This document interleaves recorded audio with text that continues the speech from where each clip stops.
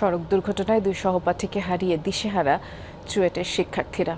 তৌফিক ও শান্তর এভাবে চলে যাওয়া কিছুতেই মানতে পারছেন না তারা। প্রতিনিয়তই কানে বাজছে তাদের বেঁচে থাকার আকুতি মিনতির কথা। শিয়া বাটার, অ্যালোভেরা ও ভিটামিন ই সমৃদ্ধ লিলি বিউটি সোপ। দুর্ঘটনাস্থল থেকে দুটি অ্যাম্বুলেন্স যোগে নিহত তৌফিক ও শান্তকে হাসপাতালে নিয়ে যান রিফাত আর ফুয়াদ। হাসপাতালে যাওয়ার পথে দুজনের হাতের উপরেই মারা যান তৌফিক ও শান্ত। সেদিন তাদের বাঁচার আকুতির কথা যমুনা নিউজকে বর্ণনা করেন রিফাত। ওর প্রচণ্ড বাঁচার ইচ্ছা ছিল। একটা মানুষ কখন বলে যে ভাই আমি কি বাঁচবো, মানে এই কথাটাই তো আমার বুকটা ফাইটা থাকে সবসময় যখন আমার কথাটা মনে পড়ে যে আমার ছোট ভাই আমাকে বলতেছে যে ভাই আমি কি বাঁচবো, আমি ওরে বাঁচাতে পারতেছি না বা আমার হাতে কিছু করার নাই।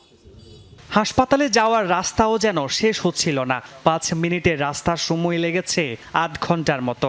মৃত্যুর আগ মুহূর্তে পানি খাওয়ার জন্য বারবার অনুরোধ করেছিলেন শান্ত সাহা। চট্টগ্রাম মেডিকেল কলেজের রাস্তা যেন শেষই হইতেছে না, অনেক লম্বা রাস্তা মনে হইতেছে। এই রাস্তায় কতবার গেছি, বারবার উঠে যেতেছে, ভাই পানি দেন, ভাই পানি দেন।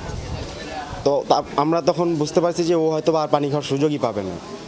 তো আমরা রাস্তা চাঁদগাঁও নেমে ওকে পানি কিনে বোতলের মুখ দিয়ে ওকে পানি খাওয়াই এবং এরপরই আস্তে আস্তে ওর আসলে চোখ মুখ উল্টে যাওয়া শুরু করে। 1 মাস আগে চুয়েটের 2 শিক্ষার্থী একই সড়কে বাসের ধাক্কায় আহত হন। এর প্রতিবাদে তৌফিক ও শান্ত নিরাপদ সড়কের দাবি জানিয়ে সামনে থেকে আন্দোলন করেছিলেন। 1 মাসের ব্যবধানে নিজেরাই সড়কে বলি হলেন। শান্ত সাহা এবং তৌফিক একদম ফ্রন্টলাইনার হিসেবে এই আন্দোলনের সাথে একত্রতা প্রকাশ করছে এবং ওরা যথেষ্ট ইম্প্যাক্ট ফেলছে এই আন্দোলনের ব্যাপারে। কিন্তু আজকে তারা দুজনের কেউই নাই সড়কের আন্দোলনে, তারাই সড়কেই তাদের জীবন দিতে হইল আর। লাইসেন্সবিহীন চালকদের গাড়ি চলাচল নিষিদ্ধ এবং সড়কটি আরও প্রশস্ত করার দাবি এখন শিক্ষার্থীদের কণ্ঠে।